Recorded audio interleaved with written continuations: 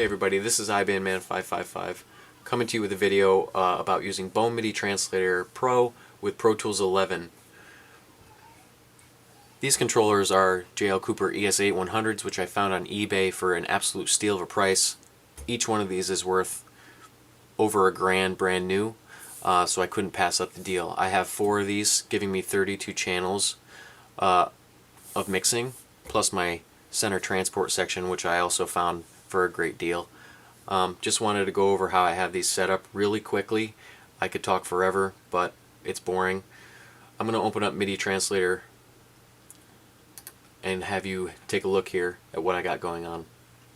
On the left hand side here, the very first preset I have is Huey ping. I'm connecting these controllers via Huey. It's a protocol that's available online.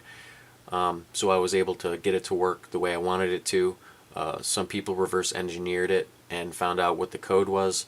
So Huey ping is just something that Pro Tools sends a ping, looks for a response and sends it back. I was able to use Midi Translator Pro to send that ping back and forth. It's not something that's needed. I could turn it off and everything will still work as it's supposed to.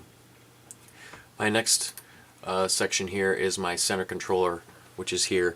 So I just have my record, play, stop, fast forward and rewind, and then I've also programmed each of these buttons to do something that's fun for me and useful in Pro Tools. I have all this information documented. I also have the jog wheel here, which serves many purposes, which I'll go over quickly. Primarily jog wheel. It will function as a jog/shuttle in Pro Tools 11, but I'm also using it as my main pan encoder for any channel I want to use it. Going back into Bome Midi Translator here, the third preset is my controller to Pro Tools preset. Now each one of these has a corresponding Pro Tools to controller for mixer. So the first one, controller to Pro Tools, is sending data from the controller to Pro Tools. Its corresponding translator is sending from Pro Tools back to the controller.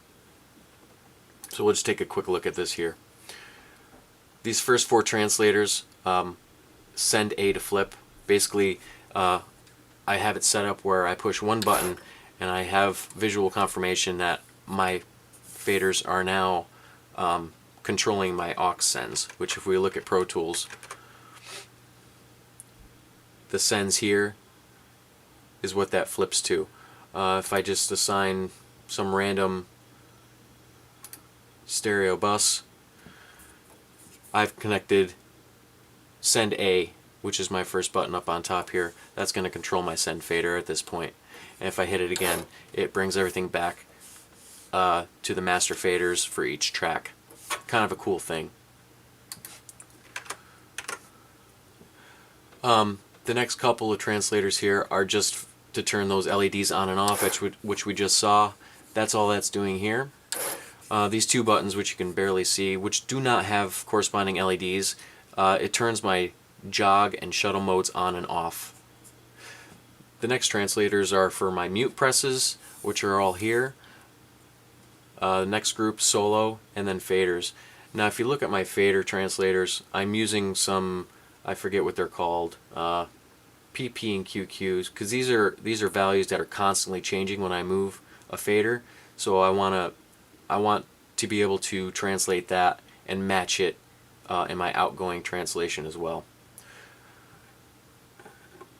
Here I have record buttons, and I also have touch and release, which is actually when I touch the fader and release the fader. You can see down here in my log window, when I touch and release, it's sending those messages, and that helps with automation in Pro Tools. So if I want to automate something using touch or latch, as soon as I touch that fader, it'll actually begin automating at the touch of my finger. So that's kind of cool.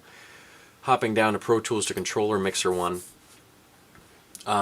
it's sending back from Pro Tools to my controller. So if we go back to the first one, and I'll flip over to Pro Tools here, if I move the fader on my controller, you can see the corresponding fader in Pro Tools is moving. If we look at the opposite direction,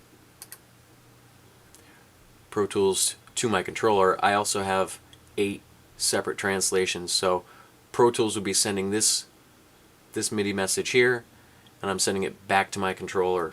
So if I flip over, if I move the fader on screen using my mouse, we have corresponding movement on my moving faders on my controller, which is really cool. This all works really great. Let's flip over to my panner translations. And this is kind of where it gets complicated. It took me a long time to figure out how to get this to work. Anyways, my center section here is not actually outputting MIDI messages. It's sending out hex messages. And as you can see here, if I kind of zoom in a little bit, pan wheel is sending out two hex messages, right? 81, and then PP changes depending on how quickly I'm moving the wheel.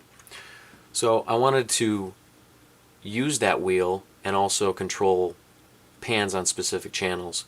So this is where I use the top row of select buttons here. Each one of these is set up personally. The blinking light is set up to my liking. I can select as many channels as I want, and now when these lights are active, that channel is I'm now controlling the pans using this button here. On controller 2, this is setting up for a stereo mix. So let's flip over here and I'll give you a look and you can see what I'm doing. Right now I just have mono channels, so I'm going to quickly make a new stereo channel so you can see the full functionality of what I'm trying to do here.